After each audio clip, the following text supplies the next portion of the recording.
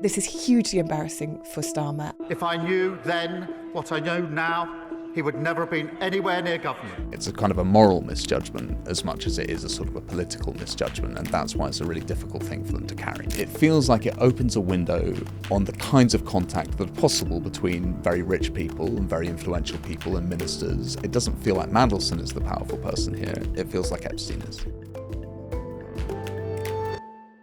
Well, joining me is Archie Bland. Thanks so much for being with us in the studio, Archie. So, the scandal surrounding Lord Peter Mandelson is building, a political scandal, but also a corruption scandal. We knew some detail already of his friendship with the disgraced paedophile financier Jeffrey Epstein, but we now have new photographs, new signs of that close relationship, signs of financial transactions, and crucially, alleged sharing of Downing Street information and market-sensitive information with Epstein.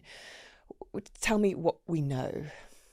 So we've really developed a more complete picture of the nature of their relationship, I would say, since the release of the latest tranche of the Epstein files on Friday. And it's worth remembering that this is just one sliver of a much wider scandal that is fundamentally related to the sexual abuse of women and girls. Yes. But within the specific UK context, what they appear to show is Peter Mandelson being in contact with Jeffrey Epstein with confidential government documents right at the point at which they were shared with him. Right. We don't know how Epstein acted on those. Almost minutes or seconds later after he'd received that email, it would be forwarded on to Jeffrey Epstein.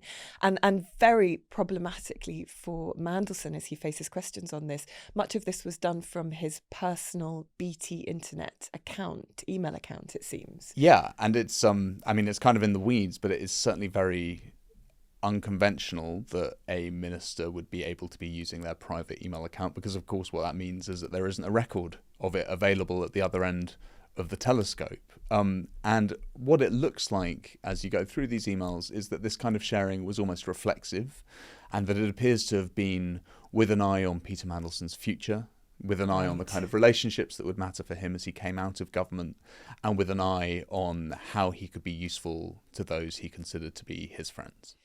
But also these emails around the 2009 period, right at the height of the response to the financial crash the previous year, when the Labour government was then grappling with the renationalisation, effectively, of the banks.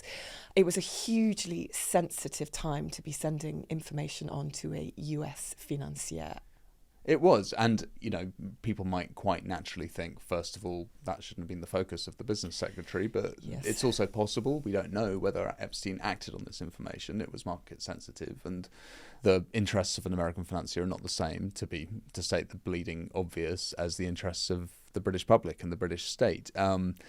Politicians will tell you, and I'm sure they're right, that this kind of behaviour is extremely unusual. But at the same time, it feels like it opens a window on the kinds of contact that are possible between very rich people and very influential people and ministers. And what's sort of apparent when you look at this is that it doesn't feel like Mandelson is the powerful person here. It feels like Epstein is. Yeah, I think that's exactly right. As you say, the most important part of this story is the hundreds of survivors and victims of Jeffrey Epstein who were trafficked, abused as sometimes underage children, as young women. But it does also speak to this issue of power and influence, doesn't it?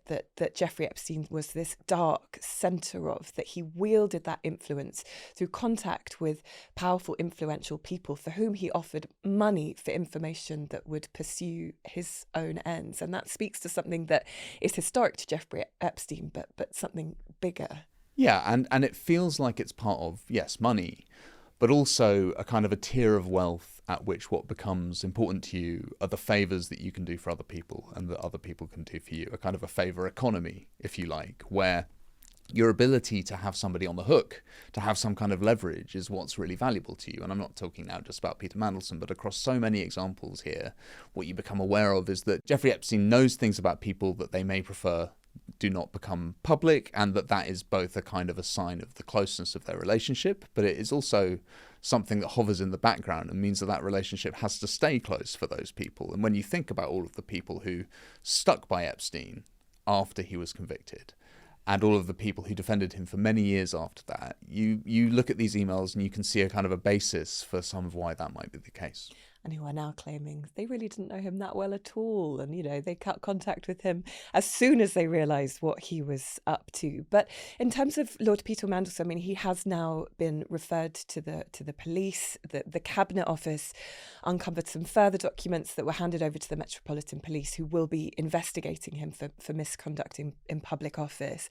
That is serious, right? I mean, the maximum prison sentence that could carry would be life imprisonment, but that's usually when it's applied to things like the Official Secrets Act, but nonetheless, a jail term is not impossible.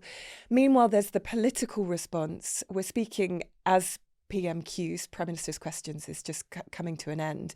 Keir Starmer has stood up to say, had I known about the nature of Peter Mandelson's relationship with Epstein at the time that he was appointed as US ambassador last year, it would never have happened. He's promising full transparency of the process by which that was reached.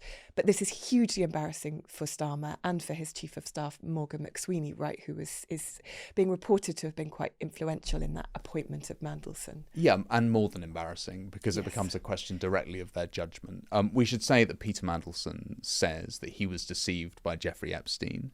And he says that he did not act in any way that was in opposition to the British government's position, that essentially what he was trying to do was be supportive of the UK at all times. But nonetheless, what Keir Starmer has said today is that he was lied to by Peter Mandelson, and that the government was lied to by Peter Mandelson. Morgan McSweeney certainly appears to have been instrumental in that decision to make him the ambassador.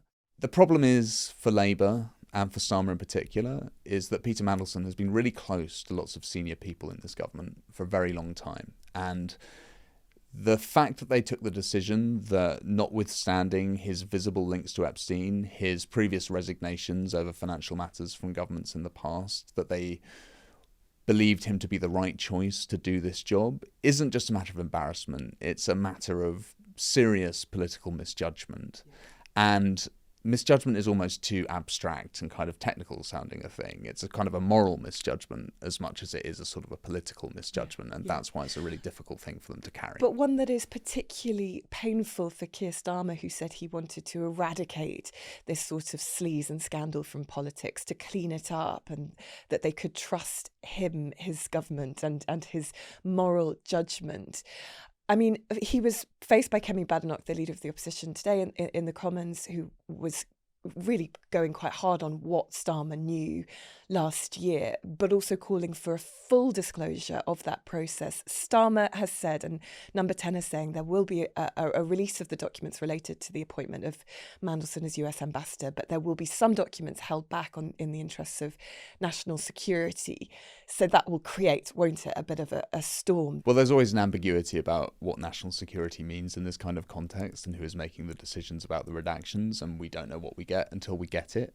I would imagine it's relatively unlikely that there will be an excruciating smoking gun here, where there is somebody in government who decides, knowing the full gravity of Mandelson's failures and believing him to have lied, that they decided to go ahead anyway. I think this is probably more likely to come down to just the question of whether it was plausible to believe what Peter Mandelson said at the time, given his long and dubious track record as a minister in the past. It certainly is. And for others involved in this, Andrew Mountbatten-Windsor, formerly, of course, Prince Andrew, who we're told has been moved from his Royal Lodge mansion in Windsor to his new home in exile in Norfolk last night. He is facing another, Thames Valley Police are saying they're taking a second look at the one case brought against him that's been given new light after the release of the files on Friday.